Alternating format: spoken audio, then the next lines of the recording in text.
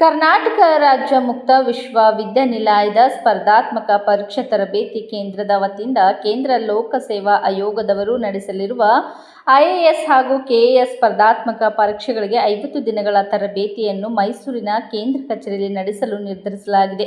ಆಸಕ್ತರು ದಿನಾಂಕ 2-4-2025 ದೂರವಾಣಿ ಸಂಖ್ಯೆ 0821251594 ಕರೆ ತಮ್ಮ ಹೆಸರನ್ನು ನೋಂದಾಯಿಸಿಕೊಳ್ಳಬಹುದಾಗಿದೆ ಎಂದು ಬೀದರ್ ಕರ್ನಾಟಕ ರಾಜ್ಯ ಮುಕ್ತ ವಿಶ್ವವಿದ್ಯಾನಿಲಯದ ಪ್ರಾದೇಶಿಕ ನಿರ್ದೇಶಕರು ಪ್ರಕಟಣೆಯಲ್ಲಿ ತಿಳಿಸಿದ್ದಾರೆ.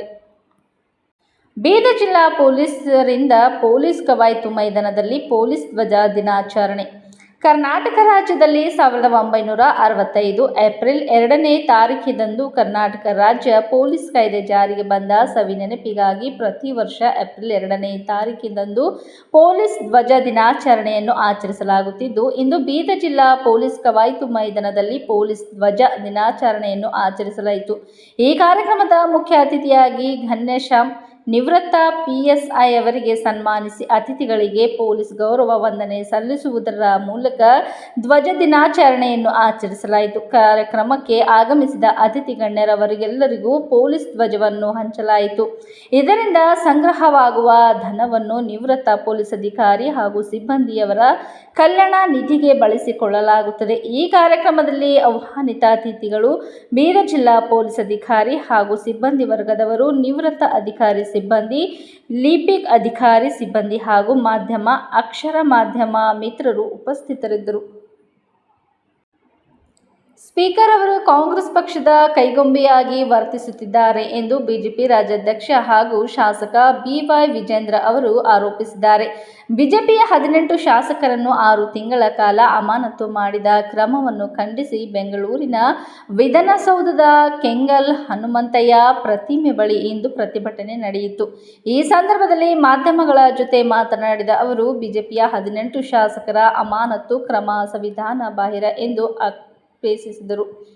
ಜನಪ್ರತಿನಿಧಿಯನ್ನು 6 ತಿಂಗಳ ಕಾಲ ಅಮಾನತು ಮಾಡಿ ವಿಧಾನಸೌಧದ ಮೊಗಸಾಲೆಗೂ ಬರಬಾರದೆಂದು ಆದೇಶ ಮಾಡಿದ್ದಾರೆ. ಸ್ಪೀಕರ್ ಅವರು ಖಂಡಿತವಾಗಿ ಆಡಳಿತ ಪಕ್ಷದ ಕೈಗೊಂಬೆಯಾಗಿ ಹಾಗೂ ಮುಖ್ಯಮಂತ್ರಿಗಳನ್ನು ತೃಪ್ತಿಪಡಿಸಲು ಕಾನೂನು ಬಾಹಿರವಾಗಿ ಹಾಗೂ ಸಂವಿಧಾನಕ್ಕೆ ವಿರುದ್ಧವಾಗಿ ಈ ರೀತಿ ಆದೇಶ ಮಾಡಿದ್ದಾರೆ ಎಂದು ಟೀಕಿಸಿದರು. ಅಮಾನತು ಹಿಂಪಡೆಯುವುದಾಗಿ ಹೇಳಿಕೆ ನೀಡಿದ ಸ್ಪೀಕರ್ ಅವರು ಯಾತಕ್ಕೋಸ್ಕರ ಕಾಯುತ್ತಿದ್ದಾರೆ ಎಂದು ಪ್ರಶ್ನಿಸಿದರು. ತಮ್ಮ ನಿರ್ಣಯ ಸಂವಿಧಾನ ವಿರೋಧಿ ಎಂಬುದು ಸ್ಪೀಕರ್ ಅವರಿಗೂ ಅರ್ಥವಾಗಿದೆ. ಆದರೂ ಕೂಡ ಆಡಳಿತ ಪಕ್ಷದ ಒತ್ತಡಕ್ಕೆ ಮಣಿದು ಸ್ಪೀಕರ್ ಅವರು ಬಂಡತನ ಪ್ರದರ್ಶಿಸುತ್ತಿದ್ದಾರೆ ಎಂದು ಆರೋಪಿಸಿದರು.